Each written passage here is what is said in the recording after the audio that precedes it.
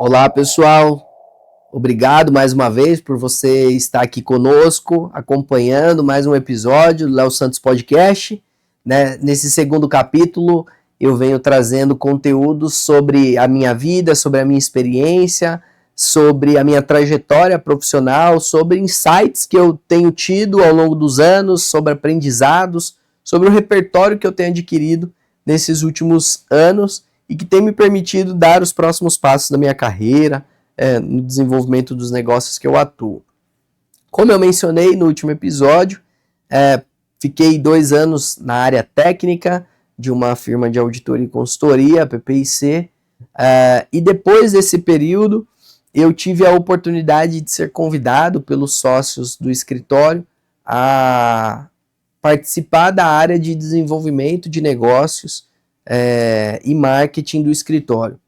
Eu, desde sempre, tenho uma habilidade de comunicação, tenho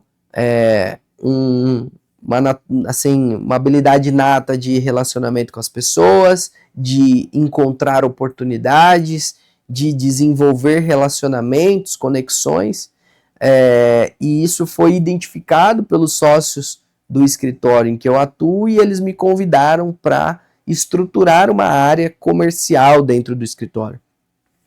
Para quem não conhece o setor de serviços profissionais, ele se assemelha muito ao setor de advocacia, setor jurídico, onde advogados são as pessoas de referência para os seus clientes, pessoas que executam de fato o trabalho, têm o know-how, têm o conhecimento adquirido através de bagagem, de experiências práticas, de experiências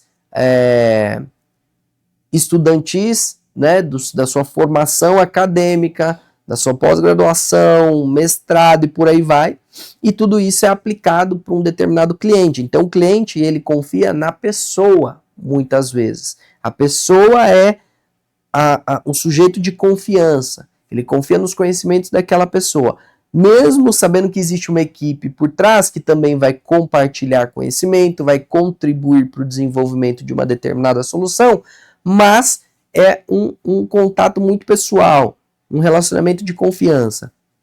Do mesmo modo, acontece nas firmas de auditoria e consultoria. Uma auditoria e uma consultoria, ela é adquirida por um determinado cliente, ela é feita ali um processo de contratação baseado em reputação, baseado na equipe técnica que está à frente daquele negócio, baseado em credenciais técnicas, atestados técnicos, em tempo de história e nos profissionais. Então, muitas vezes, o tomador de decisão do lado do cliente é um diretor financeiro, é um presidente, é o dono de um negócio, são pessoas com muita experiência, são pessoas que estão na alta liderança de uma organização e que, por sua vez, elas querem ter uma pessoa à altura para negociar, à altura para compartilhar suas dores, seus desafios, seus problemas, para confiar a sua empresa para dar um próximo passo em direção à sofisticação contábil, sofisticação tributária, trabalhista, de governança em geral, das suas práticas empresariais para que o empresário possa ter sucesso, perenidade no seu negócio, para que ele possa ter de fato sustentabilidade, alta lucratividade, baixo turnover, baixo custo, a melhor performance tributária. Então ele precisa confiar, franquear suas informações, suas dores a um parceiro.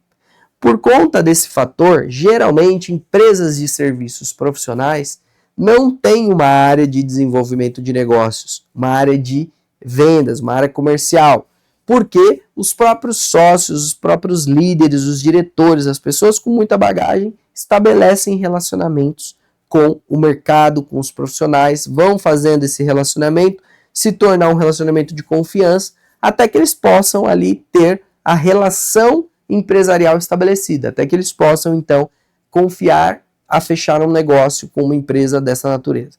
E a partir do momento que se fecha um negócio com uma firma de consultoria, São projetos de high ticket, ou seja, são honorários bastante relevantes, envolve pessoas bastante bem preparadas do ponto de vista técnico, com formação acadêmica bastante robusta, com experiências históricas comprovadas de sucesso, com muito a agregar.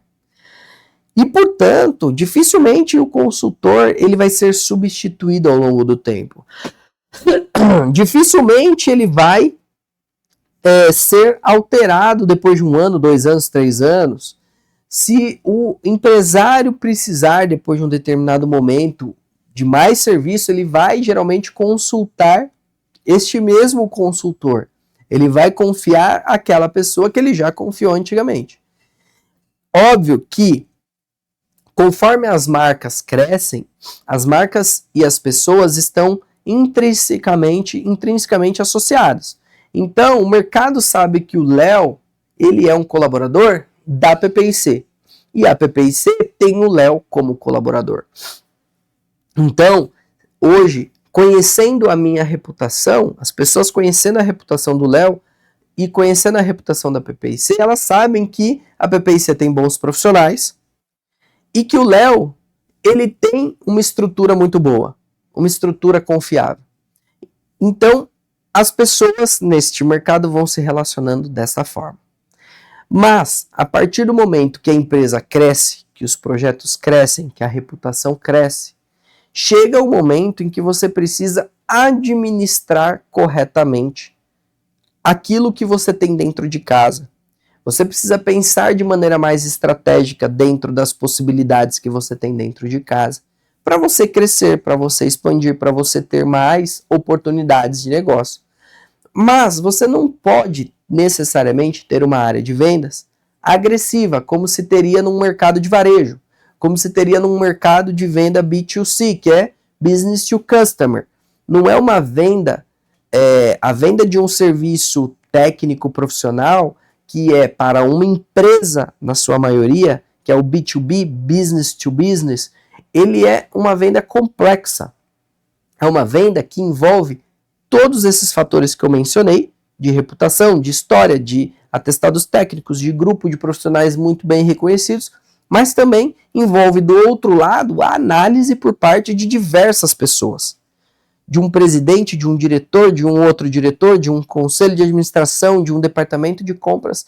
Esse processo de venda complexa envolve vários tomadores de decisão, vários influenciadores, e você precisa ter condição de ir passando de etapa por etapa e convencendo todas essas pessoas. E o seu relacionamento de confiança com todo esse grupo de pessoas, óbvio que ele fortalece, facilita você lograr sucesso no final do dia. Mas não tem como você ficar ligando, fazendo um processo de vendas ativo, porque é um processo de vendas complexo. Não é uma pessoa que determina a compra, são diversas pessoas. Não é você ligar mais rápido, ou fazer um pitch de vendas rápido, ou fazer um e-mail, um cold e-mail muito interessante que vai estabelecer o interesse de compra do seu cliente. Porque não é um aspecto emocional envolvido na contratação de uma consultoria ou de uma auditoria. É uma coisa complexa. É uma contratação que vai envolver momentos sensíveis da sua empresa, informações estratégicas da sua empresa. Então, o processo de contratação ele é muito duro, ele envolve termos de confidencialidade, regras para que o prestador de serviço possa acessar as informações da companhia apenas para analisar as características, os eventuais problemas e, com isso, determinar o tamanho dos seus honorários, que geralmente são baseados em taxa-hora dos seus profissionais. Além disso, os contratos que são estabelecidos entre essas empresas são contratos muito rígidos, muito complexos. Existe a necessidade de um corpo jurídico muito bem fortalecido, muito forte, para se analisar as cláusulas, as regras, os entregáveis, os SLAs, que são o Service Level Agreement, né, o nível de atendimento daquelas entregas que você vai estabelecer com o seu cliente. Com toda essa complexidade, limita uma empresa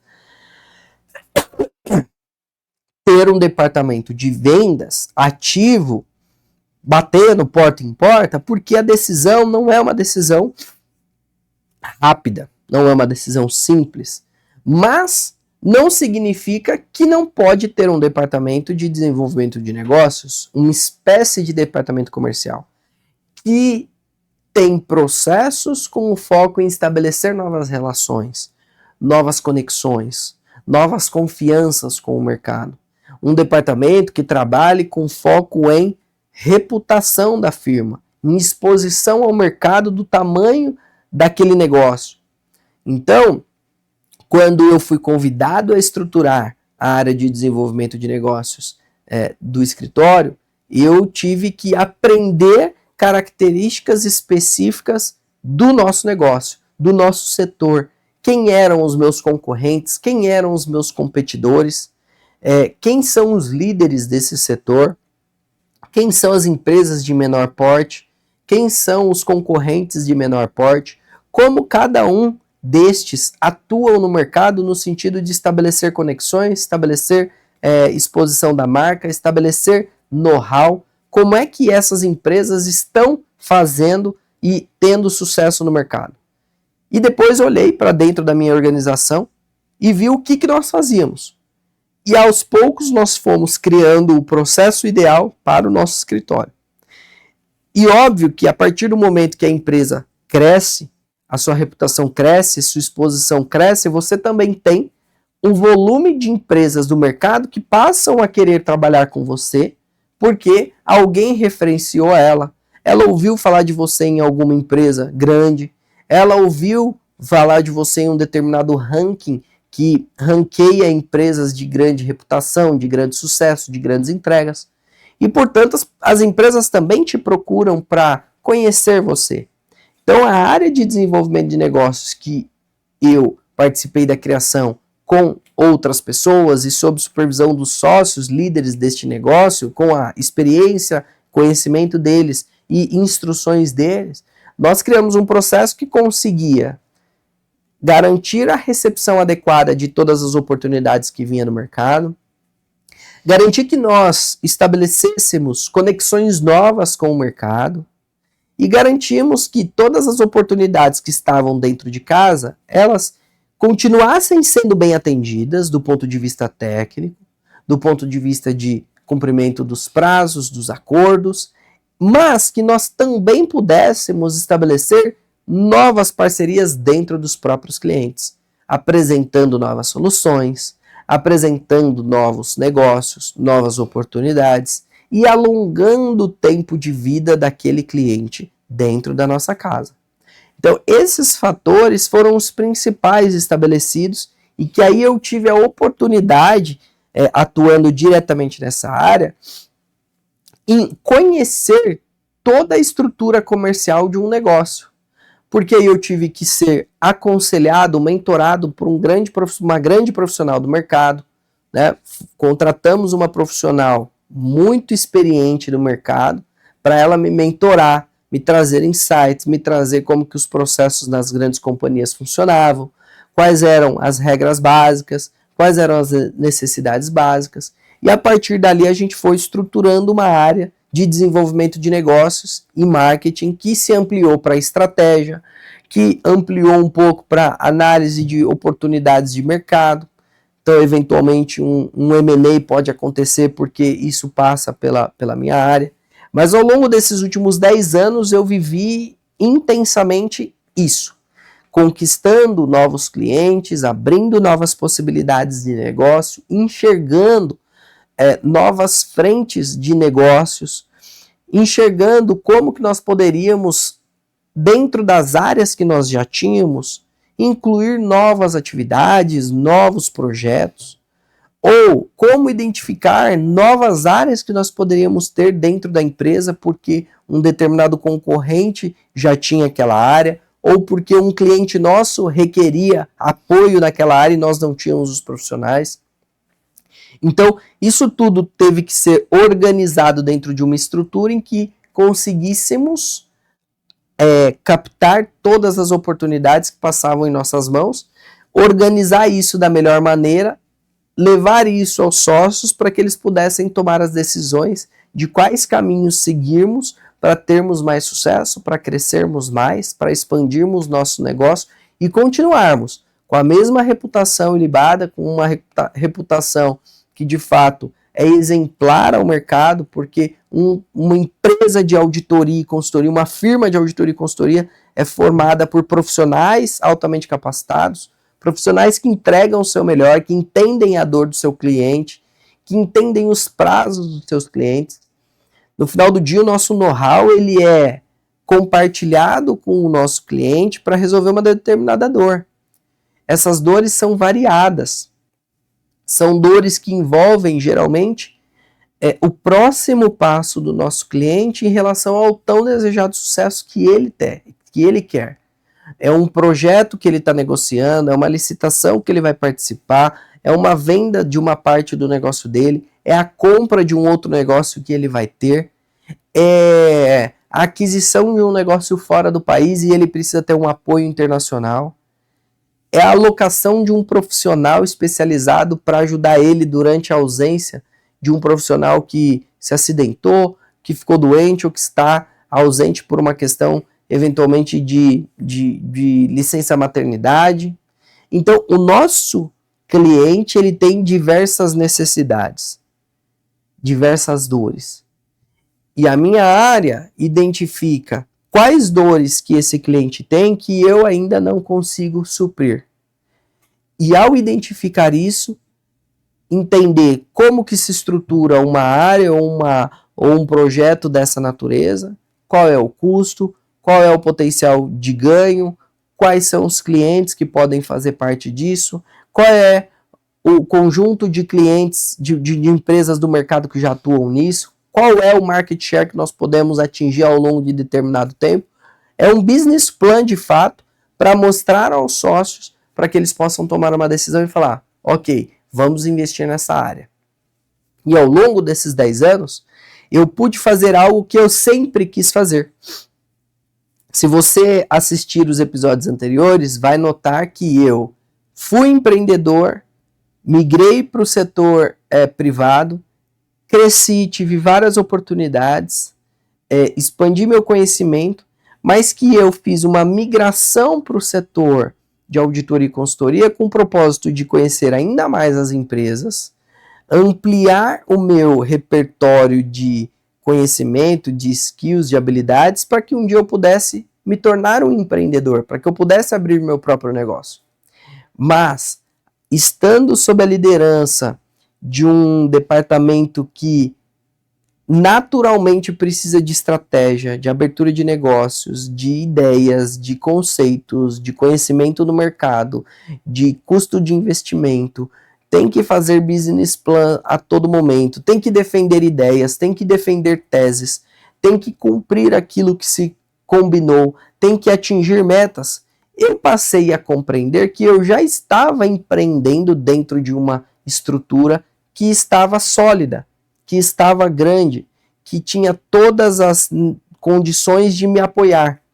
E aí vem uma lição muito importante que eu compartilho com você. Muitas vezes você tem o desejo de ser um empreendedor, mas você não precisa empreender abrindo um CNPJ. Você pode ser um empreendedor dentro da empresa que você está, dentro da operação que você já participa, dentro do contexto que já é sua realidade. Isso é muito negligenciado pelos profissionais, pelos colaboradores de modo geral. Geralmente o colaborador vai trabalhar, entra às 8, sai às 5, faz o que mandaram ele fazer, faz o que é o trivial e vai embora. E ele muitas vezes se frustra por vários motivos. Pode ser porque ele não ganha o quanto ele gostaria de ganhar, pode ser porque ele não vive todas as possibilidades que ele gostaria de viver, pode ser que ele não explora todas as habilidades naturais dele, pode ser que ele não explore todas as habilidades que intencionalmente ele foi buscar, que ele adquiriu, que ele se aperfeiçoou. Pode ser por diversos motivos, ele vai frustrado e volta frustrado.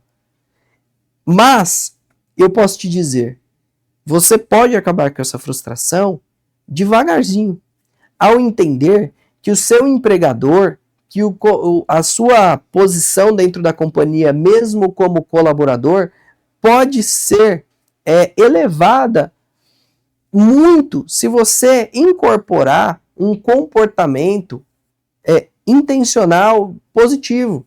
Se você de fato se colocar na condição de contribuição além do normal. Pode parecer um negócio assim meio clichê. Entregue-se mais, doe-se mais, faça mais do que o que pedem.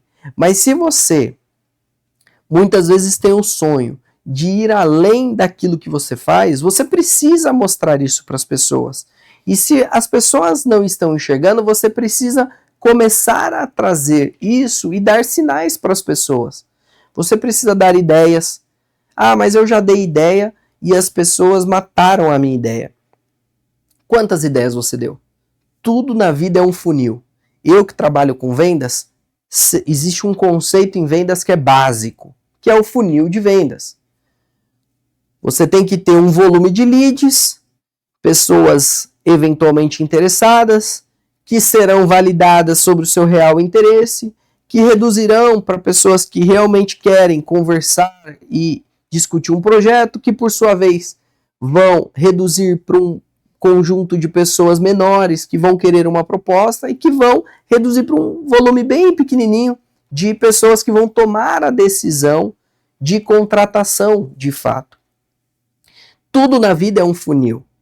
Tudo. Embora nós utilizamos esse conceito fortemente em vendas, isso se aplica a qualquer área da sua vida, a qualquer área. Quando você vai visitar, você quer comprar um carro, você não compra o primeiro carro que você vê. Você visita 10 agências, olha, 50 carros, e aí você reduz da sua lista aqueles que você mais gostou. Olha, das 10 agências, ficaram 5, porque eu gostei do carro XXX. Então, dos 50 carros, caiu para 10 carros. Dos 10 carros, você vai voltar lá e vai ver a melhor condição de preço, a melhor condição de pagamento, vai fazer testes, vai levar no mecânico, vai reduzir para 3 carros. E aí você vai tomar uma decisão de compra. De um dos 3, né, você vai tomar uma decisão de qual você quer. Então, tudo na vida é um funil. Muitas vezes a pessoa dá uma ideia na empresa, essa ideia ela é banida por algum motivo e a pessoa nunca mais dá ideia nenhuma e ela fica a vida inteira falando, olha, eu dei uma ideia, mataram uma ideia. Gente, se você quer ser um empreendedor, saiba que você vai ter que sofrer tendo 1 milhão de ideias para que 1, 2, 3 possam se concretizar. O mundo é feito de várias ações que reduzem para algumas ações que podem fazer mais sentido, que reduzem para algumas que podem ser realizadas, que reduzem para aquelas que você terá condição de fazer. Então, se você quer ser um empreendedor, antes, avalie se você não pode ser um empreendedor dentro da empresa que você já trabalha, recebendo salário, tendo pessoas para te apoiar, tendo estrutura contábil, fiscal, jurídica, vendas, compras, operações, usando tudo isso ao seu favor, se beneficiando de toda essa estrutura e mostrando para quem está dentro da companhia que você tem diferenciais. Mas você vai ter que dar muito mais do que uma ideia. Você vai ter que ter resiliência. Durante esses últimos 10 anos, eu certamente compartilhei mais de 1000 ideias com os sócios do negócio, com os donos do dinheiro, com os donos do business. E eu devo ter tido aí umas 50 ideias aceitas. Umas 50 ideias aceitas. E para mim é muito doloroso ter mais de 1000 ideias, mais de 1000 ações e só 50 serem aceitas. Ou eu posso ter uma postura muito positiva e entender que eu tive 50 ideias aceitas. 50 novos caminhos para serem seguidos, para eu mostrar meu valor, para eu mostrar que aquilo vai representar um crescimento para o negócio, que aquilo vai representar uma valorização do nosso negócio, que aquilo vai representar a possibilidade de mais dinheiro para a empresa, que aquilo vai representar a possibilidade de contratar mais colaboradores, que aquilo vai representar a possibilidade de reduzir custos, que aquilo vai representar a possibilidade de você elevar os lucros da empresa. E quem faz isso dentro de uma organização é valorizado, é respeitado. Não é fácil você levar uma ideia, porque você está levando uma ideia com base na sua visão de mundo, com base na sua experiência, com base naquilo que você acredita. E quando você leva uma ideia, o outro lado tem outra experiência de vida, outra visão de mundo, outra história. Ele tem considerações muitas vezes diferentes da sua. E por mais que isso possa parecer difícil, durante esses últimos 10 anos eu aprendi que isso é muito bom. Porque se todo mundo pensasse igual a nós, seria muito fácil, mas também seria muito arriscado. Porque se nós estivéssemos no caminho errado, todo mundo acabaria caindo da ponte. Já se você tem uma concepção, uma visão, uma ideia, e o outro tem ideias diferentes, vocês vão trabalhar. Esse é o legal de uma jornada empreendedora, é você defender sua tese e a outra pessoa fazer considerações defendendo a tese dele e vocês juntos construírem algo.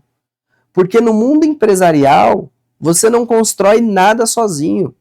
O mundo empresarial não é um jogo individual. Ele não é boxe. Ele não é um jogo de luta. Muitos podem achar que é, mas não é. Ele é um ambiente de construção, ele é um jogo coletivo. E ele é um jogo sensível, porque nós não podemos achar que é um jogo. Porque existem vidas envolvidas naquele negócio, naquela empresa. Nós não podemos tomar uma decisão leviana, porque isso pode impactar na vida das pessoas. Nós temos que construir relações, construir ideias. Se você tem uma ideia e essa ideia não foi aceita, você tem que construir a evolução dessa ideia. Ou como que eu aperfeiçoo essa ideia para que ela possa avançar. Então, se você teve uma ideia banida, se coloque na condição de perguntar para a pessoa que disse não. Por que você disse não? Você pode compartilhar comigo a sua visão? Quais foram os fatores que, na sua opinião, essa ideia não faz sentido seguir? Pode ser que não faça sentido para aquela ocasião, mas numa ocasião futura pode ser que vai fazer sentido. Então guarda isso no bolso. Pode ser que para aquela empresa não faz sentido, mas para uma outra pode fazer. Pode ser que realmente não faça sentido naquela ocasião porque aquela pessoa estava num momento difícil. E entra um outro fator que você tem que aprender. Além de não desistir das suas ideias, além de você aprender a construir ideias juntos, remodelar, construir um caminho novo, você também tem que entender que as pessoas, assim como você, têm dias ruins, têm noites ruins, têm problemas pessoais, têm inúmeras situações que podem afetar a decisão dela naquele momento. Já tiveram ideias minhas que eu apresentei num determinado formato e ela foi negada. Passado um determinado momento, eu remodelei aquela ideia e mandei, e a ideia foi aceita. Poxa, mas o que mudou? O resultado não mudou em nada, porque o resultado da minha ideia vai ser a mesma. Mas a forma que eu apresentei era uma forma que, historicamente, aquela determinada pessoa não se dava bem em receber a ideia daquela forma. Então ela já tinha uma predisposição em dizer não. Já aprendendo o formato daquela pessoa, compreendendo o jeito que ela toma decisões, fazendo a leitura do jeito que essa pessoa toma decisões, é muito mais fácil você levar de uma maneira remodelada a mesma ideia. Então, uma outra lição muito importante é não desista das ideias, mas tente fazer a leitura adequada de como essa pessoa gosta de receber ideias. De que tipo de informação essa ideia tem que ser subsidiada para que essa pessoa possa analisar suas ideias. Compreenda que o momento adequado pode demorar, mas é melhor você esperar o momento adequado do que você antecipar com ansiedade e receber um não. E tudo isso envolve comportamento, envolve planejamento, envolve análise. É por isso que geralmente as pessoas que estão em posições de liderança dentro da companhia não tomam decisão sem consultar pessoas, sem compreender o cenário, sem fazer uma compreensão profunda de quem e de quando e de quais pessoas serão impactadas e de como serão impactadas. Ele analisa todos os cenários. Então, poxa, eu tive uma ideia banida. Pergunte para a pessoa o porquê, os motivos, tente se aproximar, tente de uma maneira leve, tente compreender o que você poderia fazer para remodelar, pede opiniões, conselhos. Se essa ideia fosse sua, o que você faria para que ela pudesse avançar? Que tipo de situações dessa ideia você entende que não fez sentido, que não cabe de pé, que ela não funciona? Me traz essa visão para eu poder ampliar o meu repertório, ampliar o meu conhecimento. E assim vocês irem construindo. Muitas vezes o fato de você compartilhar vai mostrar para outra pessoa que você realmente entende que esse jogo ele é coletivo. E aí as pessoas engajam com o propósito. Se você tem um propósito único, ele tem uma limitação. Se você tem um propósito coletivo, ele tem ajuda, ele tem contribuição, ele tem parceria. E mais, se essa ideia é aceita e ela não dá certo e você foi sozinho, o problema está todo nas suas mãos. Agora, se você passa uma ideia em que o coletivo topou, o coletivo compreendeu, ajudou, engajou, e caso não dê certo, que é muito raro, todo mundo está no mesmo barco. Todo mundo vai seguir em frente. Mas por que é muito mais difícil? Porque quando o coletivo está junto, o coletivo vai se ajudar, vai pegar as melhores ideias, as melhores oportunidades para fazer aquilo de fato virar realidade. Talvez você tenha uma ideia e não enxergue todos os riscos associados àquela ideia, todos os problemas relacionados àquela ideia. Você só está vendo o pontinho positivo que existe naquela ideia. E quando alguma pessoa mais experiente ou com uma experiência diferente da sua olha aquela ideia, ele fala, legal, enxerguei o pontinho de sucesso, mas nós temos que trabalhar nesses pontos para remediar os riscos. Nós temos que trabalhar melhor essa ideia para eliminar os problemas.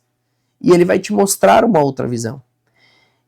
E quando você empreende, muitas pessoas que têm suas ideias banidas, que não conseguem muitas vezes desenvolver suas carreiras da maneira que gostariam, ou por conta da estrutura, ou seja lá qual for o motivo, muitas pessoas têm o seu desejo de empreender, têm o desejo de abrir o seu próprio negócio.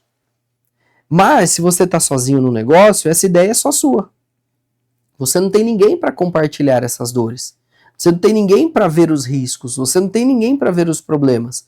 Se você não tiver o know-how completo, você pode estar exposto a um grande risco.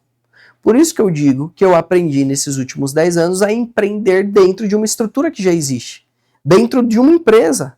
Eu sou um empreendedor dentro de uma empresa. E eu adoro isso, eu amo isso, eu gosto demais. Por quê? Eu tenho possibilidades diversas, eu tenho pessoas diversas, eu tenho ideias diversas, eu tenho experiências diversas dentro do meu ambiente de trabalho. E isso sem custo, porque eu já sou pago para a empresa para eu desenvolver isso.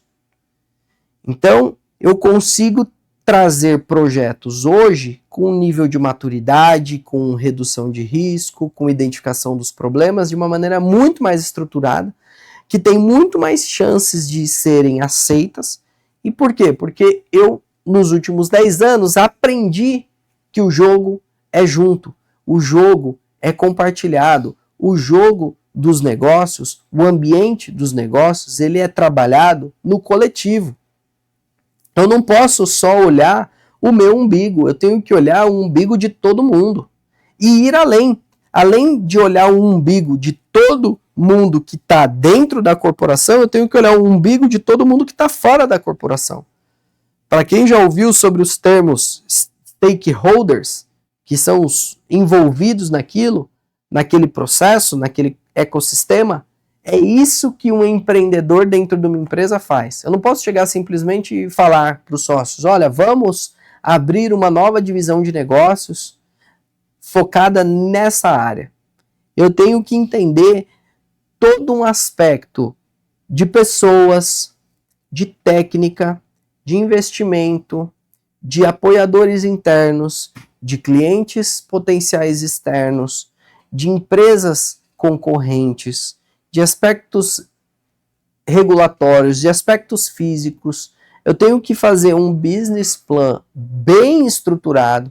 Eu tenho que discutir isso com muitas pessoas antecipadamente para obter opiniões, ter sensibilidade, fazer ajustes no projeto.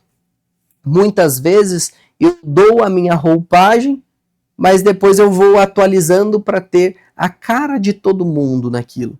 Porque as pessoas têm que se identificar com aquele projeto. As pessoas têm que olhar e falar, opa, achei um ponto de conexão. Isso daqui eu gosto. Posso até não gostar de todas as outras coisas, mas o conjunto vai trazer um resultado positivo e eu tenho um ponto de conexão.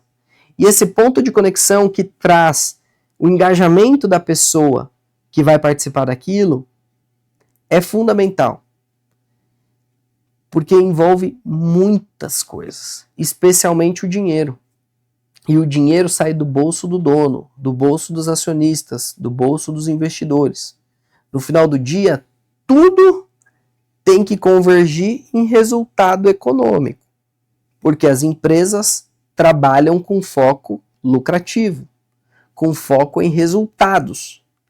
Mas, se você fizer um projeto só com o cunho pessoal, só com aquilo que você acredita, sem olhar 360 graus, os impactos, os possíveis problemas, sem estressar exatamente aquilo, pode resultar em prejuízos e aí vai também resultar em eventuais penalidades para você.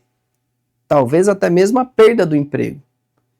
E aí você vai falar, poxa, mas você é funcionário, você é um colaborador, você tem a segurança de estar dentro de uma estrutura. A segurança ela é relativa, porque a partir do momento que eu defendo ideias, defendo projetos, defendo novos caminhos, defendo investimentos, eu tenho que garantir que aquilo vai dar certo. Porque senão eu serei penalizado. E eu posso perder meu emprego. Ao mesmo tempo, por eu ter todo esse contexto favorável ao meu lado, porque eu passei a enxergar isso, eu tenho muitas pessoas, eu sei que o jogo é coletivo, eu olho muito mais os riscos, muito mais os possíveis problemas, eu vejo como remediar, peço muita opinião, eu estou disposto a me adaptar às necessidades das pessoas, às necessidades de cada um, para formatar algo que seja viável para o grupo e não necessariamente para o meu ego, eu tenho muito mais chance de ter sucesso. Agora faz o comparativo se você fosse um empreendedor que tomou a decisão de pegar o seu dinheirinho suado, guardado durante alguns anos e investir integralmente num negócio. E nesse negócio você está sozinho.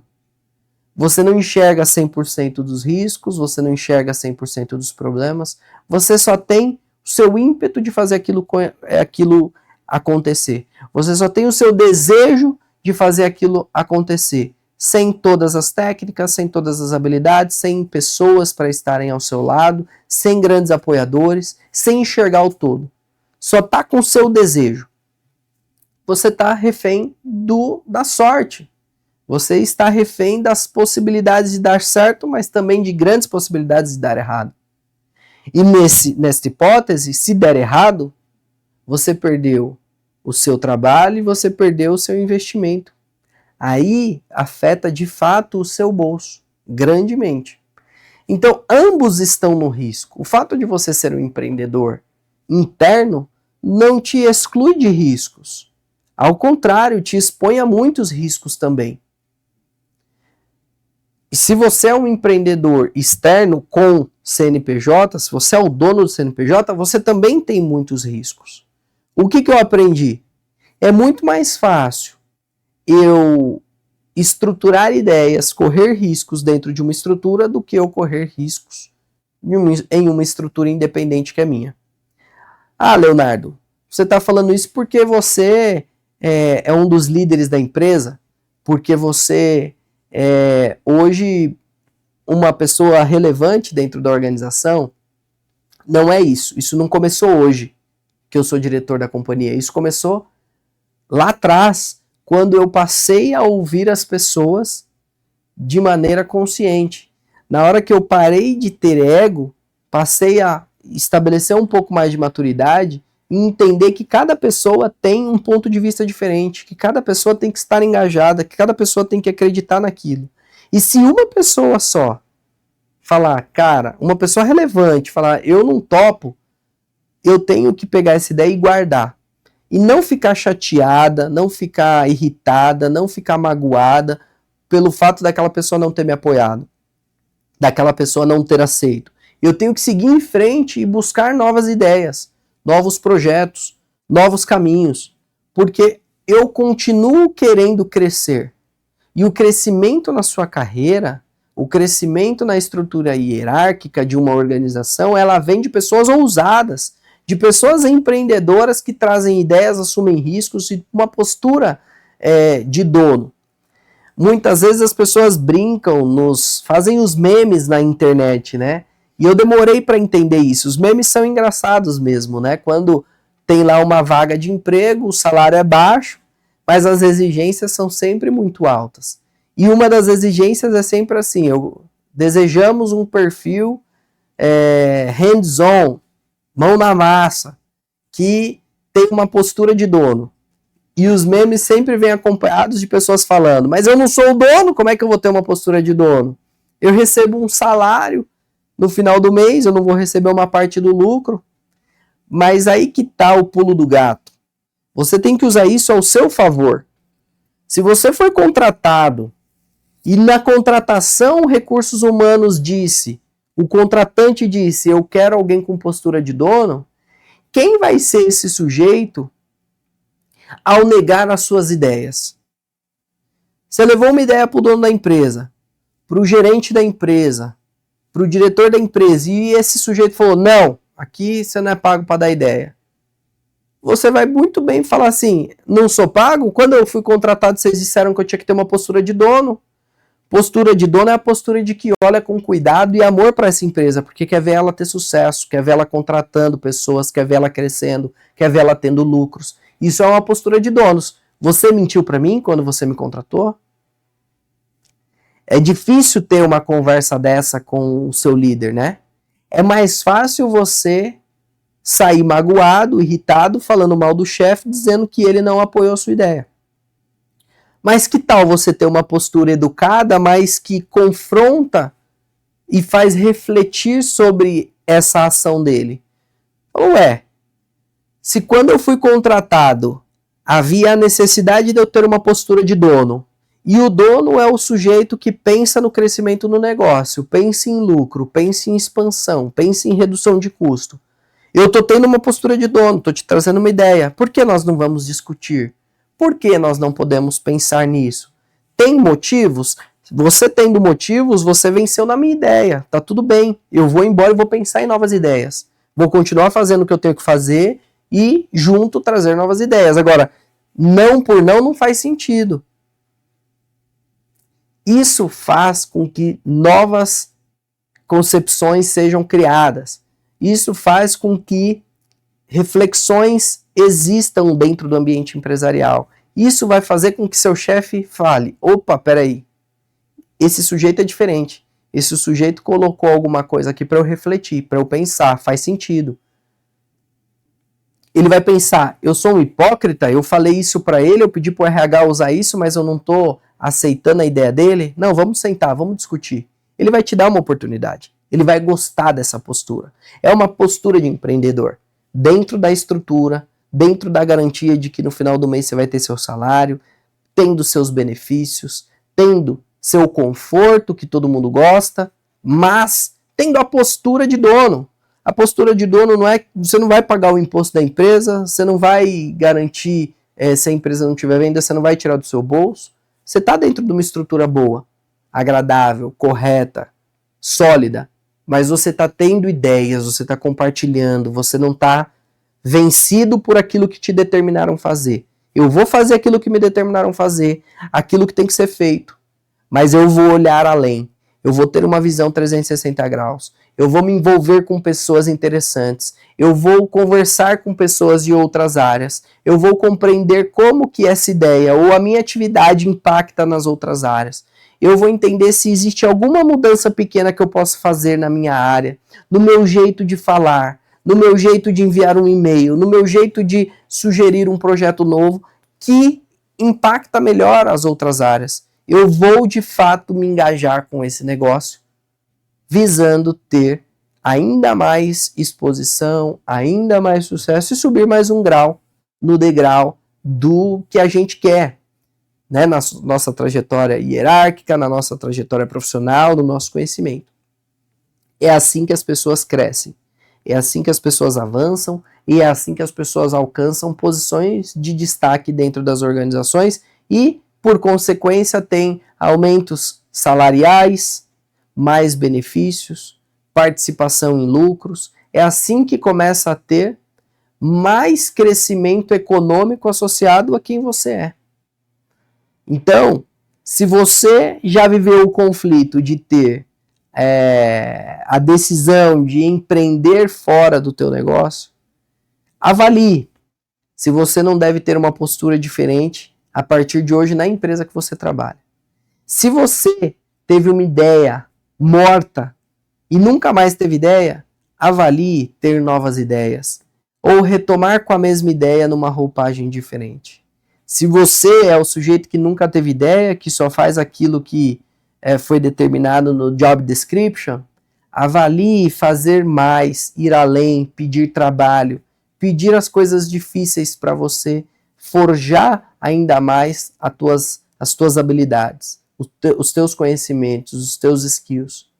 Agora, se você viu uma oportunidade muito grande, se sente preparado, tem know-how, tem conhecimento, tem recurso e quer abrir uma empresa, siga por esse caminho. O fato de ser um empreendedor interno não significa que você não pode ser um empreendedor externo. O nosso país e o mundo precisam de empresários, de empreendedores, de pessoas que estejam dispostas a assumir mais riscos, resolver mais problemas, trazer novas soluções, mudar o ambiente em que nós estamos inseridos. Então, se você está encaixado nessa categoria, se sente pronto para ir ter o seu próprio CNPJ, mas já compreendendo que não se trata de ter um CNPJ, se trata de ter um negócio sólido, de sucesso, sustentável, cumprindo o compliance, cumprindo o regulatório, fazendo de fato a diferença na vida das pessoas de dentro e de fora, vai para cima. Eu desejo muito sucesso a você. E eu espero que vocês todos que estão aqui me assistindo gostem desse conteúdo, que alguma parte desse conhecimento, dessa experiência minha possa ser útil para você, que esse insight que eu compartilhei sobre ideias, empreendedorismo, possa fazer parte da sua vida de alguma maneira, ou de alguém que você conhece. Então eu convido você a compartilhar esse link com pessoas do seu relacionamento, convido você a se inscrever aqui no nosso canal, a curtir os nossos conteúdos, porque todas as quartas-feiras nós temos aqui mais um conhecimento, uma habilidade, um repertório que eu adquiri ao longo da minha trajetória que pode ser útil para a sua vida. Quero agradecer mais uma vez e até o próximo episódio. Um abraço!